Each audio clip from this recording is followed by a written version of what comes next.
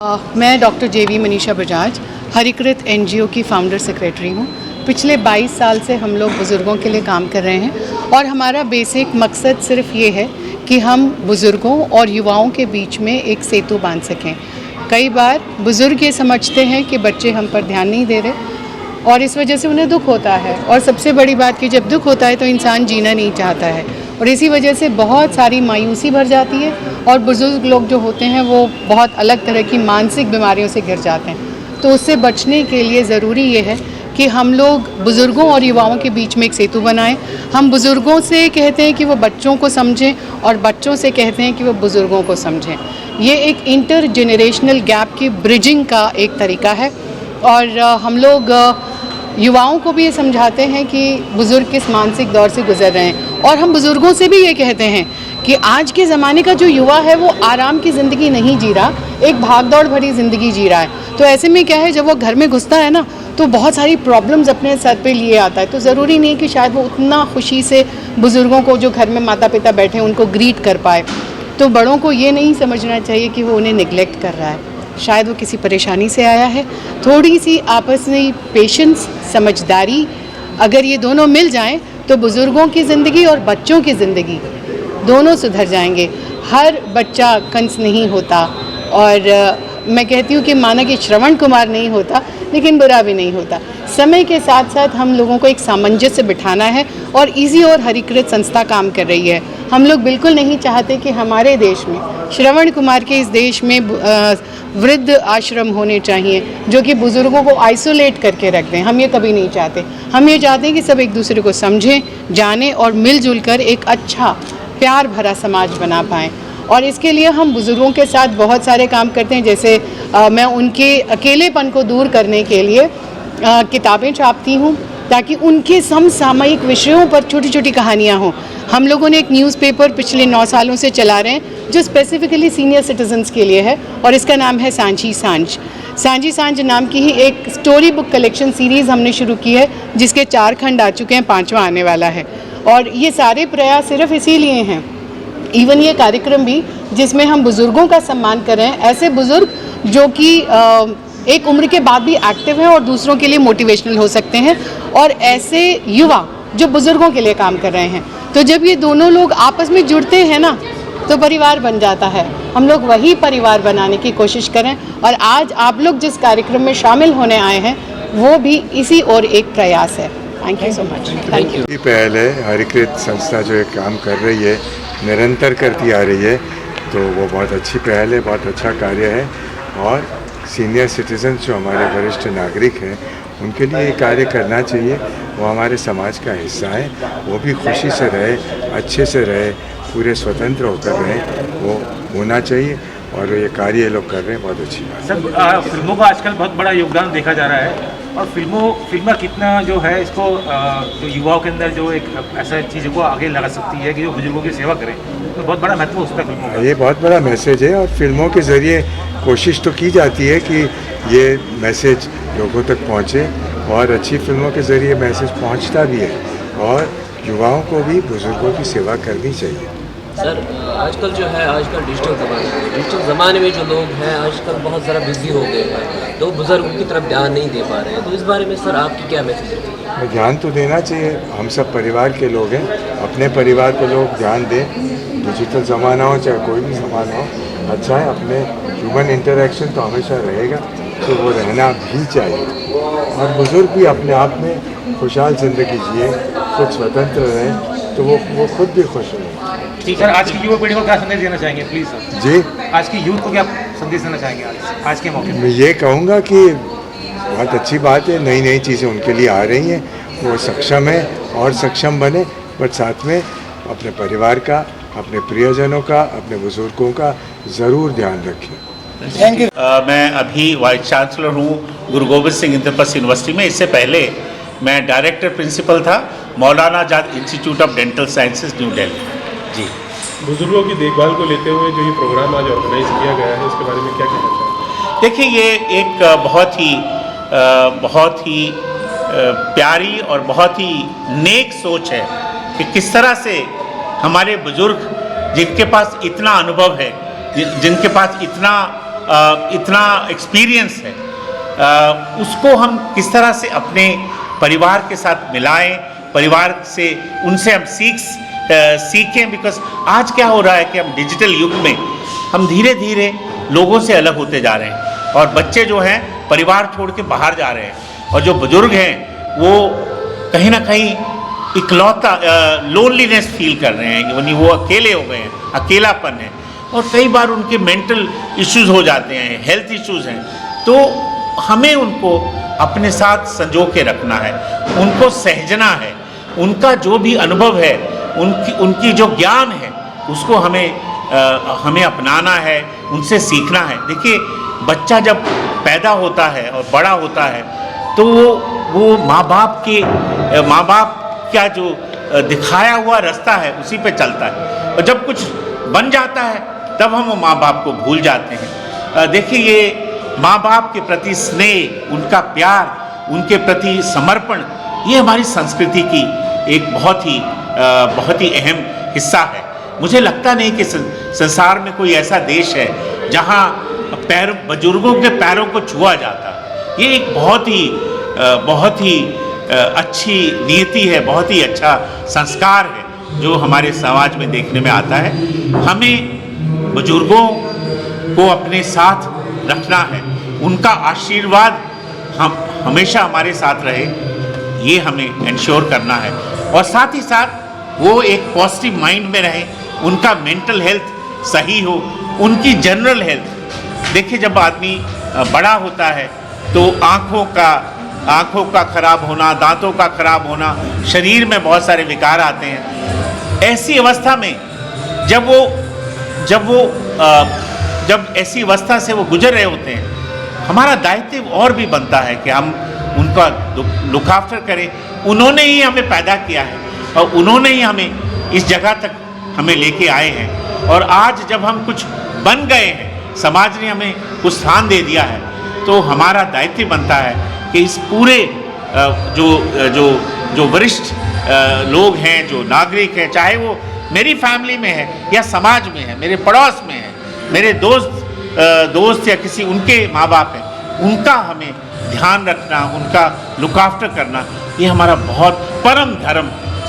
Sir क्या लगता है आप, ये हो रहा है डिजिटल वर्ल्ड से। देखिए आज अब फेसबुक में या सोशल मीडिया में आप लाखों लोगों से जुड़े हुए हैं, पर कल को अगर आपको कोई तकलीफ आएगी, कोई आपको देखने नहीं आएगा। मैंने ये देखा कि हम आस पास बैठे हुए हैं, उसी परिवार में हैं, एक कमरे में है, दूसरे कमरे में है, आपस में बात नहीं कर रहे, बट लाखों लोग जो कमरे से बाहर हैं उनसे जुड़े हुए हैं। तो ये बहुत बड़ी विडंबना है और ये डिजिटल युग जो है धीरे धीरे हमें दूर लेके जा रहा है। इस प्रकार का सर बिजी शेड्यूल चल रहा है, ये बुजुर्गों से बैठना, उनके पास बैठ के उनसे बात करना, ये भी एक बहुत बड़ा स्ट्रेस बस्टर।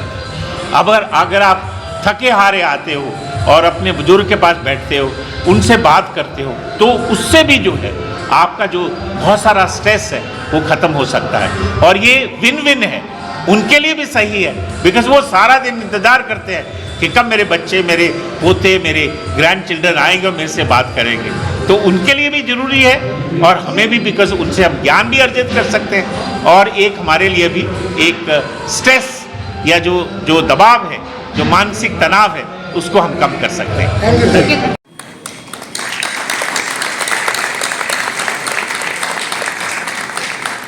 बहुत बहुत धन्यवाद, आभार आप सबका भी, जो लोग यहाँ पे बैठे हुए हैं और जो लोग स्टेज पे हैं, उन सब के लिए। और बहुत सारे लोग ऐसे हैं जो स्टेज के पीछे हैं, उनको भी मैं बहुत बहुत धन्यवाद करना चाहूँगी, उनका आभार करती हूँ।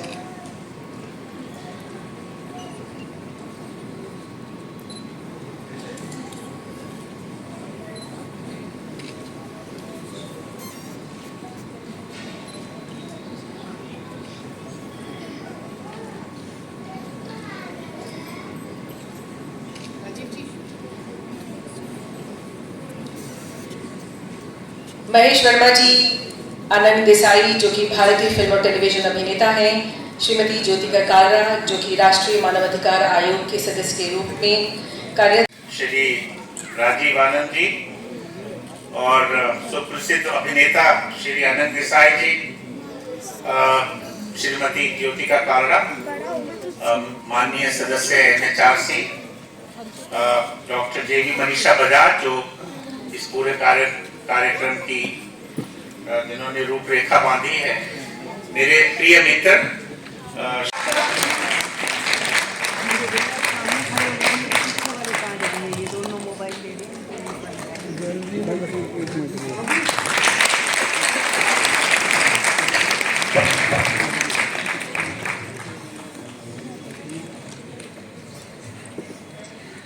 स्टेज पे बैठने के बाद महेश वर्मा जी, जो कि चिकित्सा के क्षेत्र में भी एक जाना माना नाम है,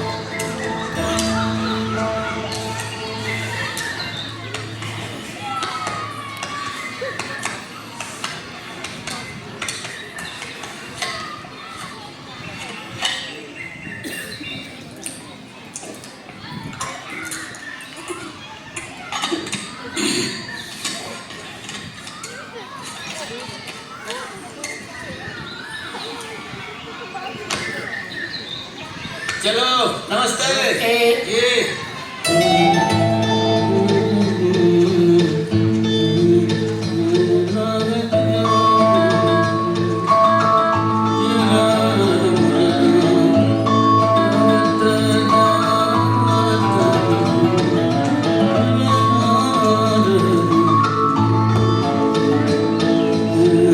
हाँ जी, है पनीर? जी सर। 3 पैकेट। जी सर। हमारी बहू को पनीर ऐसा पसंद है कि हफ्ते में 5 दिन चाहिए। राम राधे सर, आपके घर तो खुशनसीब हो। हाँ जी, खुशनसीब तो हूँ। और बड़े प्यार से बनाती है भाई। कितना हो गया? 210। 210। ये लो 220। 10 रुपये दे दो, नहीं तो कल ले लो। ये लो। ठीक है जी। चलो।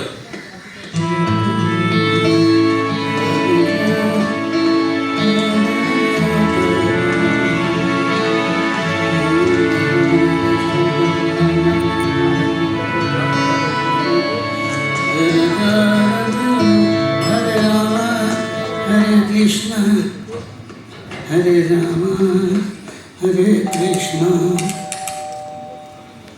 हरे राम हरे कृष्णा हरे राम हरे राम हरे कृष्णा हरे कृष्णा। बहू जी बाबूजी। ये पनीर और पुदीना ला दिया है, तुम्हें बहुत पसंद है ना? अच्छा बाबूजी। दादाजी, चलो कल आप जीते थे, आज मैं जीतूंगी। चलो चलो चलते हैं। आज तू जीतेगी, आज तू जीतेगी। ठहर, कपड़े पहन के आता हूँ, मैं बताता हूँ कौन जीता है। चल, मैं जीतेगी। अरे रामा।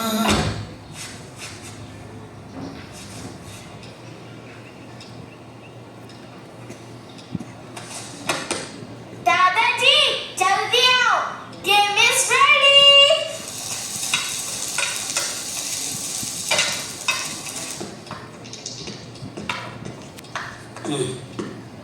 चल, आज बताता हूँ। आपकी लाल, मेरी हरी। तेरी लाल, मेरी हरी। नहीं, मेरी हरी। चल।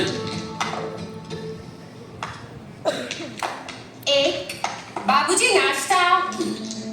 4 बाबूजी नाश्ता। दादू नाश्ता। 1 सुबह सुबह खेल में लगा दिया। अरे खेलना। हाँ दादू।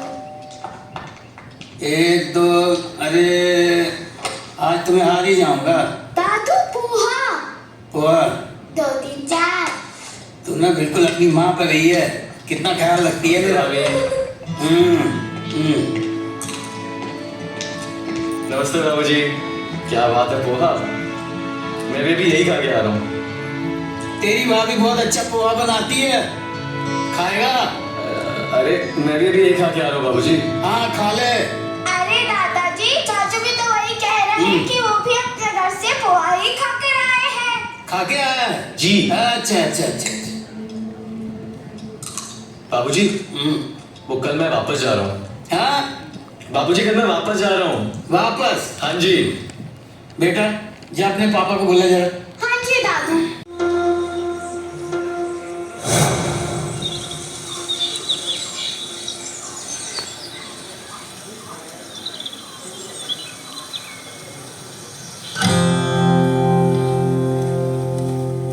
ये आवाज़ें वो आवाज़ें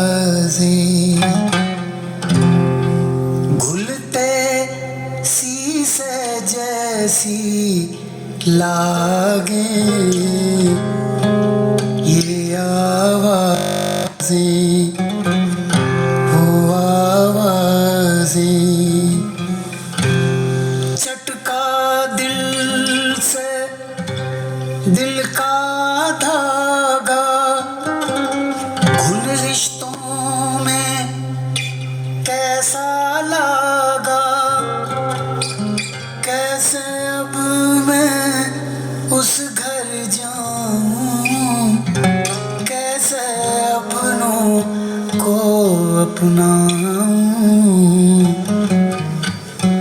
मैं जैसा था वही भला था, चाहे सब कुछ धुंधला था, घुलते शीशे जैसी लागे, ये आवाज़ें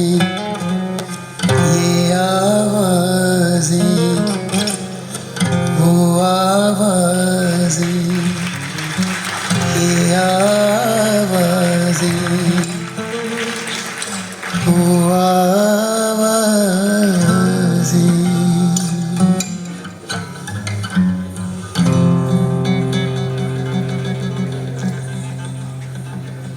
कुछ आवाजें जो चटका देती हैं। में भी ऐसा ही रहा, बहुत सारे विलेन आए, सबको इन्होंने भगाया और मतलब आज ये अपनी कहानी की हीरो खुद है।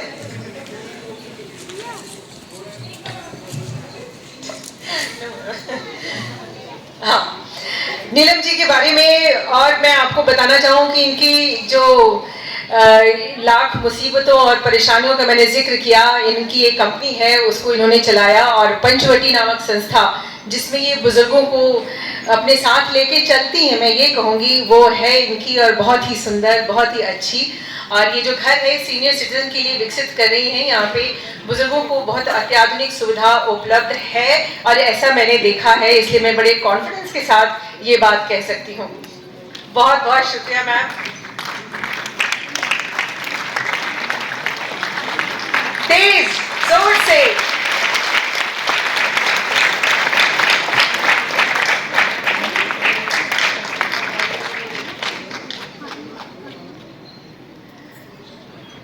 नीलम मोहन जी, जिनके बुलंद इरादों और दिन रात की मेहनत के साथ इन्होंने एक कंपनी खड़ी की। मतलब हर एक इंसान का जो काम होता है वो अपने आप में ऐसा होता है कि कई बार हम बस अपनी धुन में काम करते चले जाते हैं और लोगों को पता चलता है कि हाँ हमारे बारे में चर्चा हो रही है। उन्हीं में से एक नाम है डॉक्टर मनीष व्यास जी का, जो कि एक जाना माना नाम है आयुर्वेद की अगर हम बात करें तो उस क्षेत्र में। सर आपका बहुत बहुत शुक्रिया।